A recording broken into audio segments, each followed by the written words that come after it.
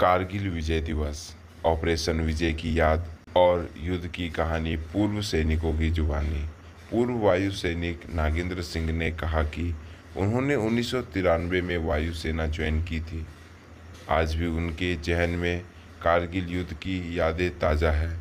उस वक्त उनकी तैनाती ग्वालियर बेस एकेडमी में थी।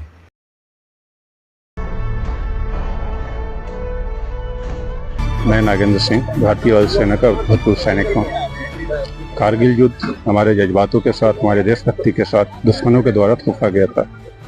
यह युद्ध न सिर्फ हमारे जहन में आज तक बैठा हुआ है, बल्कि हम आज भी उद्वेलित हैं पाकिस्तान से उस पराक्रम का बदला लेने के लिए जो उन्होंने हमारे साथ धोखा किया। जब कारगिल हुआ था उस समय हमारी तैनाती वायुसेना के ग्वालियर बेस में थी। रात के 9 बज रहे थे। अचानक पता चला कि अमृतसर पे हमें मूव करना है। अमृतसर के एडवांस बेस में जब हम गए वहाँ पर, उसी दिन हमारा दुर्भाग्य था भारतीय वायुसेना का squadron leader Ajay Ahuja sir वहाँ पर वीरगति को शहीद प्राप्त हुए थे। उनकी बॉडी वहाँ पर आई हुई थी। उसे देखकर हम लोग और भी ज़्यादा उद्वेलित हो गए और पाकिस्तान के प्रति हमारा जो जोश था कि उन्हें हमें अब मिटाना है, वो काफ़ी आगे बढ़ चुका था। हम उसी जोश में पाकिस्तान से जो लड़ाई करने के लिए हम अपने सारे सैनिकों के साथ, अपने दोस्तों के साथ और युद्धक कमानों के साथ हम तैनात रहे अपने बॉर्डर पे। हम तैनात थे, पता चला जहाज आने वाला है और हमने उस जहाज को, पाकिस्तानी जहाज को गिराने को ठानी। ये हमारा दुर्भाग्य रहा कि जहाज हमारे बॉर्डर में नहीं आ पाया और वो हमारे पराक्रम के डर से बॉर्डर से ही वापस चले जाते थे। हमने 2 साल तक पराक्रम किया, काफ़ी लंबी लड़ाई हमने लड़ी और उन लड़ाई में हमने न सिर्फ पाकिस्तानियों को हराया, बल्कि उन्हें उनके धोखे का जवाब हमने अपनी बहादुरी से और अपनी सच्चाई से दिया। कारगिल के शहीद को मैं दिल से नमन करता हूं और सदा उनकी वीरगति को भारतीय वायुसेना के द्वारा और भारतीय सेना के द्वारा, थल सेना के द्वारा याद किया जाएगा। जय हिंद, जय भारत, जय। प्रकाश सिंह, थल सेना का पूर्व सैनिक हूँ। मैंने थल सेना में 9 पैरा कमांडो में उस समय मैं मौजूद था उधमपुर में, जब कारगिल के वार शुरू हुआ था। 3 मई को वार शुरू हुआ था, जो कि 26 जुलाई को तकरीबन 60 दिन की लड़ाई के बाद वार खत्म हुआ था।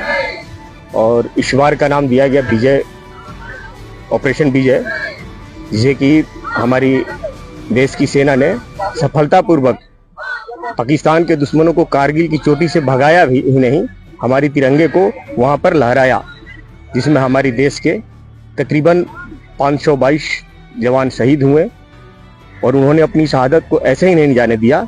पाकिस्तान के तकरीबन 2700 सैनिकों को मौत के घाट उतारा और उन्हें दिला दिया याद कि अगर हमारे देश में घुसोगे तो हम अपनी देश की रक्षा करना और अपनी देश की एक एक इंच संपत्ति की रक्षा करना बहुभांति समझते हैं। क्या क्या सर चुनौतियाँ थी उस वक्त और क्या क्या माहौल था उस समय? हम लोग उधमपुर में मौजूद थे।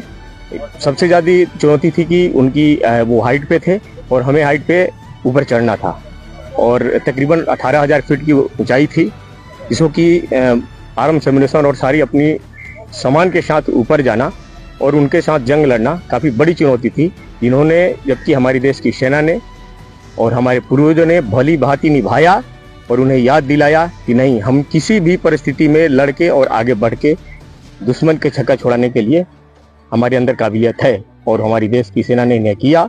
और उसी दिन के उपलक्ष्य में आज हम लोग भी विजय दिवस के रूप में 26 जुलाई को हमेशा याद करते रहेंगे और अपनी वीर शहीदों का शहादत को नमन करेंगे। शर्मा है, भारतीय नौसेना का समय नाम में सर्विस किया करता हूँ और उस टाइम हम शिप में थे INS सरफ, जो आर्मी के प्लाटून, टैंक ब्रिगेड और इन्फेंट्री के साथ अटैच थी।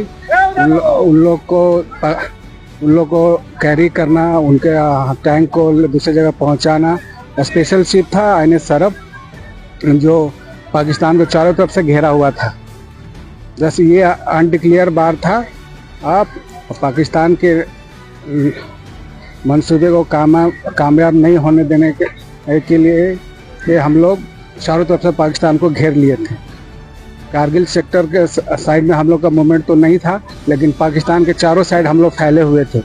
सिर्फ डिक्लेयर होता हम लोग 24 आवर हमें पाकिस्तान को नाश्ता मुक्त कर